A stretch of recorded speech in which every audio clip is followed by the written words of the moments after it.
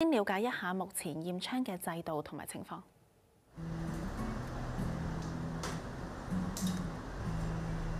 康 Sir 為呢一個樓齡60年嘅唐樓單位上門驗窗，幾乎所有窗都日久失修。咁喺窗鉸嗰度咧，呢個拉釘咧亦都係氧化咗嘅，係啊，咁甚至乎已經甩咗噶啦。其他嗰啲拉釘咧就已經係氧化出咗粉狀噶啦。咁去到上面呢個位置就更加嚴重啦，因為呢度咧本身有個螺絲位或者有個拉釘位嘅，而家咧係斷咗嘅，所以可以喐動得到嘅。佢評估呢一扇窗跌落去嘅風險非常高，需要安排修葺。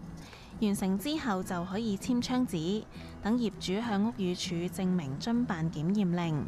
強制驗窗計劃由2012年6月展開，去到舊年年底。屋宇署累計選取咗13400幾棟目標樓宇，合共發出723,200幾份通知。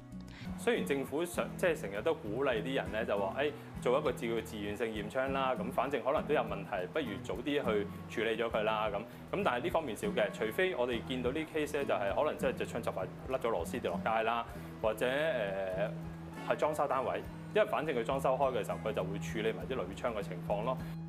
而且就算政府發咗信要求驗，都唔代表業主一定行動。